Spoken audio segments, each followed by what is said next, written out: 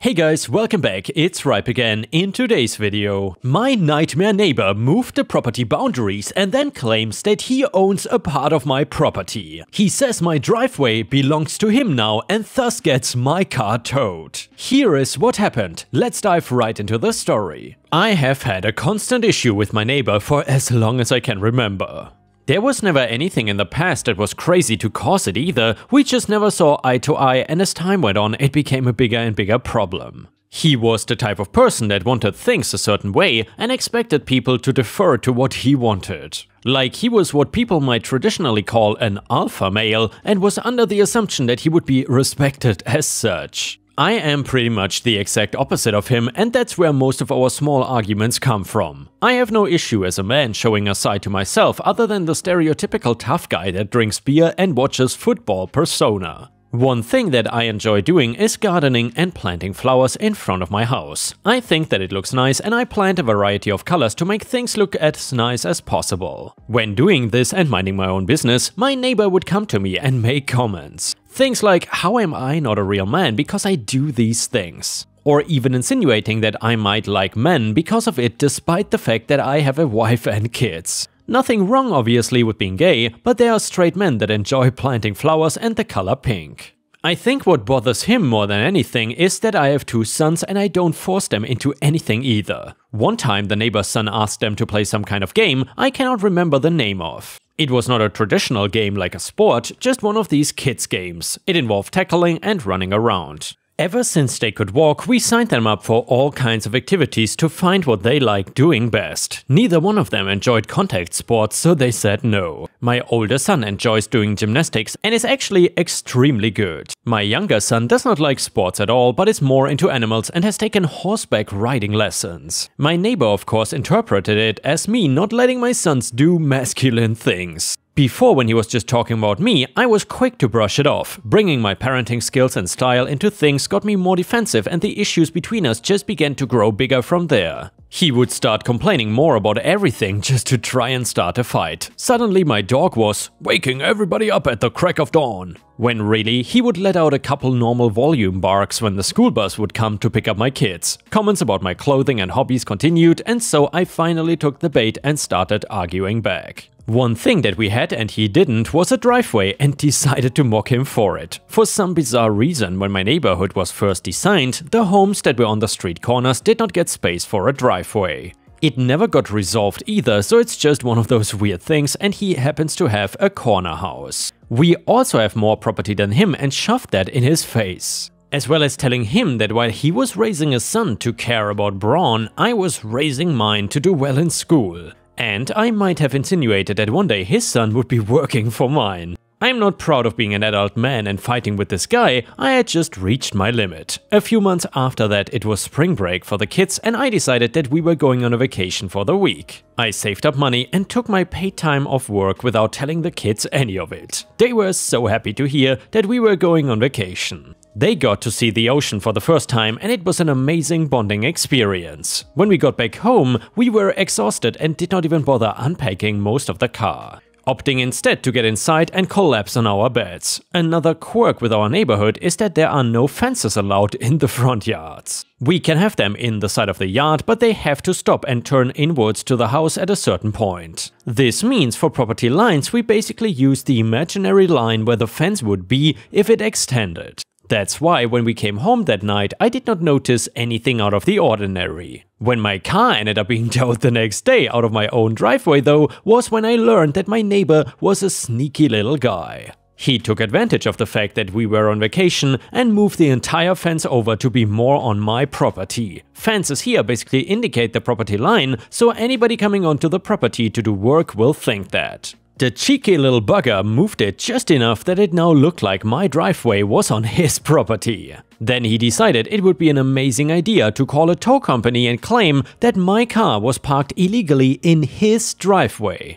Of course they were going to believe him because of the moved fence and tow me away first and ask questions never. Keep in mind that we didn't unpack the car, so all of our luggage was still inside when the car was towed away. I called the tow company and tried to argue that my car was legally parked and they were the ones that made the mistake. They refused to listen and told me if I wanted my car back I would have to pay for it. If I wanted to argue the parking being legal, I would have to take it up with my neighbor and send them in actual proof. I went to my neighbor to try and find out why he did this. It seemed 10 steps ahead of anything else we have done in the past. Me, you got my car towed away? Neighbor, yeah, that big truck had no issues moving your sissy car. Me, you cannot just get my car towed away for being in my driveway. I was not even blocking you or anything. Neighbor, well, I moved the fence, so I guess it's my driveway now. Unless you're going to use those noodle arms of yours to try and move it back. If you did though, I would have to call the cops on you for messing with my fence. Me, you do know that is not how property lines work, right? Just because you moved the fence doesn't mean that the land is yours. Neighbor, seems to be working for me so far. You wanted to go on about how you have a driveway, so I decided to teach you a lesson. You might have big words, but at the end of the day, I have something you never will. Go back with your tail tucked between your legs like the sissy you are. He was really using the old bully logic that he was bigger and stronger, so he could just take things from people. This might work in elementary school, but this was the real world and things like laws applied. Yes, he could move the fence around until he was blue in the face, but the property line was set in stone and on the papers for some town.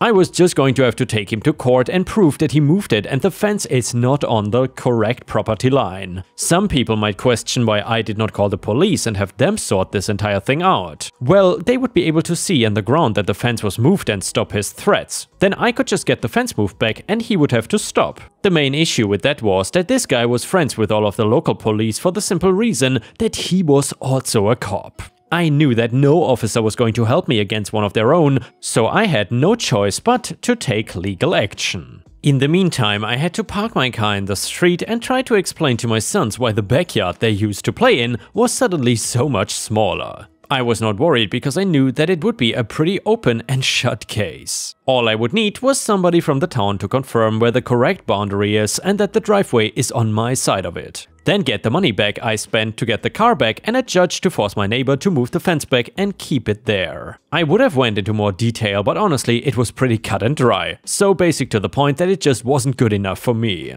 I might not act like a bully or alpha male, but that does not make me a perfect person. I wanted to get some revenge on my neighbor to show him that he could not mess with me. I knew I had to be careful because of him being a cop, so legality was important for this. I also didn't want to do anything that would negatively affect his son because he is just a kid after all. The biggest problem was that I had zero clue where to even start getting revenge. Despite being a creative guy, I had nothing and for a while the plan was a bust. Then I started talking to other neighbors and people that lived in the same town as me about him. It was actually by coincidence that one day I heard two people at the grocery store complaining about getting a ticket for speeding when they knew they weren't. Another one saying that she got a ticket for not stopping at a stop sign that she said was not even there. It really did get me thinking that maybe I did have a way to get back at him. It's pretty common knowledge that I would guess a majority of places cops have a quota of tickets to give each month. This means near the end of a month, the troll places where people speed or don't stop, things like that. If he was giving people tickets though for things that didn't exist to reach his quota, I am sure that he would be getting in some serious trouble with his job.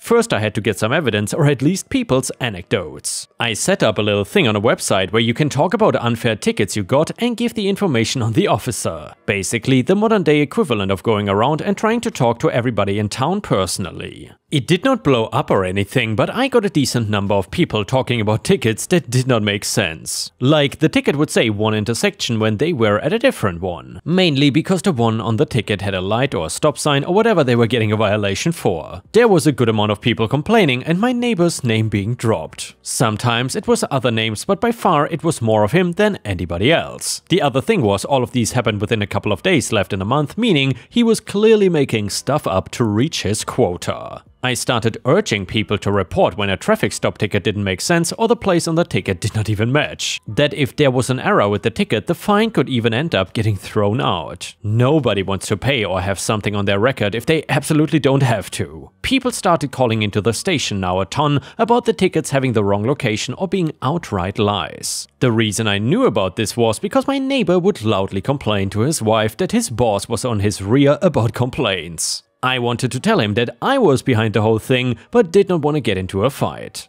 This continued until I heard a conversation between my neighbor and one of his friends that were in the backyard. Neighbor, I cannot believe that he demoted me and put me on desk duty.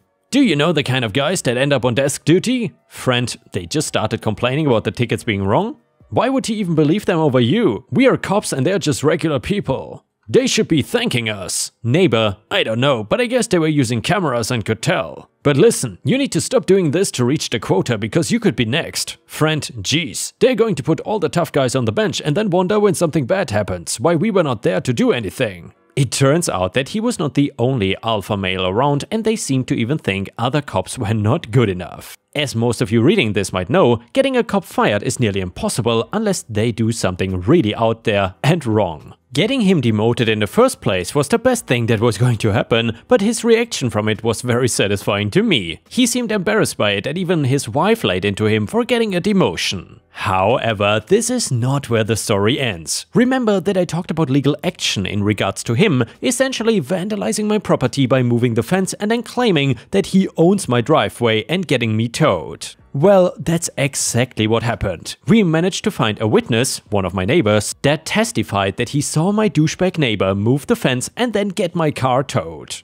This supposed alpha male basically broke down in front of the judge because he knew his career was on the line. It did not help him that half of the city now complained about his fraudulent tickets as well. To make a long story short, he ended up losing his job and he started drinking a lot. I'm actually sort of worried that he's becoming an alcoholic, but honestly, I have no more sympathy for him. He is simply an evil little man that thought he had too much power. And yeah, Ripe Stars, if you enjoyed this story, please don't forget to like the video and maybe even post a comment because that would help me tremendously. Especially do so if you hate people that are on a power trip. I just hate those entitled idiots. Anyway, the next one is titled, I wanna keep my inheritance. I, 25 male, am having a clash of morals and obligations and would like an outside perspective. When I was 13, my parents died and I was raised by my paternal grandparents. It was the easiest choice since they lived in the same area when my parents were alive and visited them frequently. I am my grandparents' only grandchild, as my aunt, 43 female, is child-free, so when they passed on they left me their house. The current total value of the house is around $500,000 and that's lowballing the estimate and it's fully paid off, so I basically have a really good head start in life, although I could never imagine selling it. Recently, I was approached by a man, 38 male, John, claiming to be my grandfather's son and would like a DNA test to verify it. I was shocked and didn't believe him and told him to F off because that would mean that my grandfather cheated on my grandma. He also contacted my aunt and she recognized him as the neighbor's kid who moved away years ago. Apparently my grandparents were friends with his parents, but then one day there was a huge fight and the couple moved away. John stated that his mom had an affair with my grandfather, and when the husband found out, he divorced his mom and they were forced to sell the house. John said that his mom's husband wanted nothing to do with him since he was not sure if he was the father and abandoned him. Years later, John tracked him down, and after a DNA test was confirmed that he was not the father, John's mom confessed that the only other possible candidate was my grandfather. John's mom insisted her ex was the father for years. My aunt lives in another country, so John has been asking me to do a DNA test so that he can finally know for sure who his father is. I was willing to do it until my girlfriend, 26 female, brought up the issue of ownership of the house. I did a quick check, and if the DNA test proves that John is indeed my grandfather's son, he might be able to sue for a share of the estate.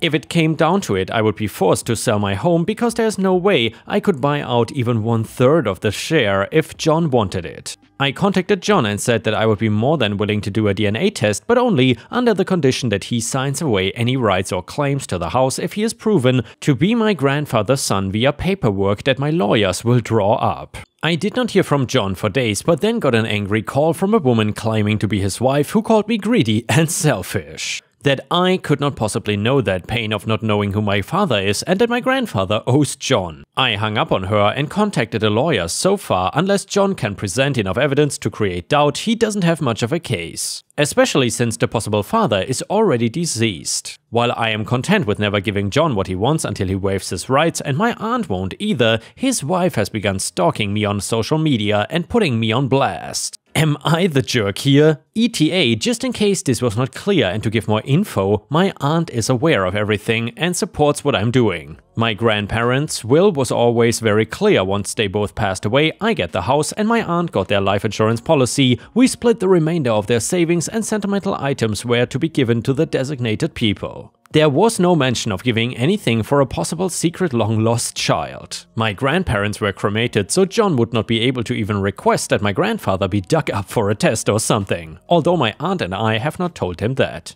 I did initially block his wife, but she created another account. I'm an American and I live in the USA. Comment number 1, not the a-hole, the wife and John are definitely going to sue for the estate. The fact that he didn't agree to draw up papers to ensure that doesn't happen is suspicious. If he really just wanted to know who his biological father is, he would have agreed. You both would have taken the test and you guys would get the results and that would have been the end of it. However, it's suspicious that he didn't opt to do that. You were right in getting that lawyer. Clearly not the a-hole. Comment number 2, the next request is for your attorney to send the harassing wife a cease and desist or she will be sued for harassment. Not the a-hole. Do what you have to do to protect your assets. And yeah, Ripe Stars, I'm curious what you think about this story. Do you think that OP is the a-hole or not? And if you would be in this situation, what would you have done? Would you have gotten the DNA test? Let me know in the comments. And now let's move on to the next story. It starts like this. This is the story about how I will never, and I mean never, live in an HOA neighborhood again in my life.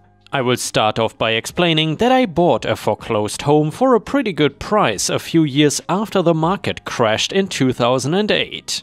I thought it would be a good investment, but I was dead wrong. The issue with this foreclosed home is that I did not realize, and neither did the inspector, that there was some neglect lurking behind the walls. The HOA had owned this home for quite some time before I bought it, and it was sort of obvious that it had been ignored for a while, but I did not think too much of it. So, a few months into living there, everything seems normal and commonplace. Until one day, it simply wasn't. Anyways, it was a Friday and I very inconveniently had left town that weekend for a wedding. When I got home that Sunday, I arrived to utter disaster. My neighbor met me outside. He is a nice guy and, believe it or not, saved my home from more damage when he had my water shut off. He noticed on Saturday sometime that there was water pooling out from under my garage door, so he called to have the water shut off. This unfortunately was after he had called the HOA, but they would not deal with it since it was the weekend and essentially not their problem, it seems. He said that he had asked for them to call me to inform me of what was happening, but they had refused. Total a-holes. The damages that were done to the home were pretty extreme. I had to have the floor and subfloor replaced on a majority of the main story, and not to mention the walls and baseboards that were ruined. All of my furniture was toast. I was barely able to salvage most of what I had on the main floor and the basement level below it. I'll admit, I had a small mental breakdown that day. Apparently, what had happened was that the water heater and some other pipes burst on the second story, which was really the main level because of the way that my tri-level home was built. When the insurance company came to inspect the damages, the plumber noticed that there was some patchwork done to the water heater and some of the surrounding pipes, but it had been cleverly covered up. He even mentioned that he was not surprised not one, not even the inspector, noticed it. He then asked how long I had lived there, and he said that he would assume it was done right before I bought the home. I was absolutely fuming at this point. The HOA had owned the house for years, and the insurance company's inspector and plumber both said that this was a patch that was performed recently, a crappy patch that was the exact reason why this disaster just happened. All in all, this flooding resulted in almost $100,000 worth of damages. Talk about a panic attack. When I attempted to discuss the findings with the HOA at one of their meetings, they refused to take any responsibility for my home's damages whatsoever and said that if we had a proper inspection performed that it would have been found. The board leader even insinuated that I had done the patchwork and that I was only trying to blame them so that they would pay for the damages. I told that girl that she could basically go F herself, and she had me removed from the meeting. Fast forward to the next week and I had several pieces of furniture and other items in the driveway. I was attempting to salvage some of my stuff and had it drying out in the sun. I had rented a temporary portable storage pod and rollaway mini dumpster as well. One day, while I was working on things and had construction going on at my house, that same woman walked up into my driveway seeing me working in my garage. She did not introduce herself or say anything friendly, but instead started asking right away about why I had all of this stuff sitting in my driveway. I told her that it was not her business, plus she already knew why all of this stuff was in my damn driveway. She said that I was going to have to move the storage pod and that I needed to contact the HOA that day to get permission for the rollaway dumpster. And by the way, Ripe Stars, my apologies, it started raining really hard just now. Either way, apparently I was violating some rules or something. I politely said no and asked her to leave my property. Not even 24 hours later, there was the letter in the mail. I was literally waiting for it. Of course, it was her, the board leader, essentially repeating what she said to me in the driveway. Then there was a fine of $150 for not having permission for the dumpster or the storage unit. I threw that BS right in the trash. I received a letter and more fines nearly every day, but did not really care because they couldn't take me to court until I had not paid their fines for 6 months. I also stopped paying their monthly dues because they can pound sand as far as I care. I planned on moving anyway once I was finished with construction. This place had left a bad taste in my mouth and I didn't want anything to do with it. About a week or two went by and one morning I went outside to leave and realized that the rollaway dumpster had a bunch of trash and other clutter items inside of it. Like someone had just tossed their old shed of crap into the dumpster that I am paying for. I'll admit that I sort of expected this, but I was pretty annoyed because it took up a lot of the room that I needed for the construction trash. Unfortunately, there was not anything I could do because I was not sure whose trash it was. I let it go and went on with my day. A few more days passed and I came out of my house to find the dumpster completely gone this time. I was confused because I had not called for it to be removed and ended up reaching out to the company to see if they had picked it up by mistake. They told me no and said that I should drive around to see if someone in my neighborhood had taken it. I asked them if this was even a thing that could happen and they said that it happens more often than you would think, especially with the smaller ones like what I had. So I did as they suggested and sure as hell I found that mini rollaway dumpster sitting in one of my neighbor's driveways. I knocked on their door and a middle-aged man answered in his pajamas. When I asked him about the dumpster, he did not say much, but I could hear the voice of a familiar-sounding woman behind him. It was that damn board member woman. I looked past him and could see just barely that they had some kind of construction going on in their kitchen. It looked unfinished. I walked over to the dumpster and lifted the lid. The man protested as I walked away from him. Inside it was some of my old ruined furniture and then some cabinets from their kitchen on top. I took pictures of the dumpster in their driveway for evidence. Without saying anything else, I backed my truck up to the mini dumpster, hooked it up to my hitch and drove away with it.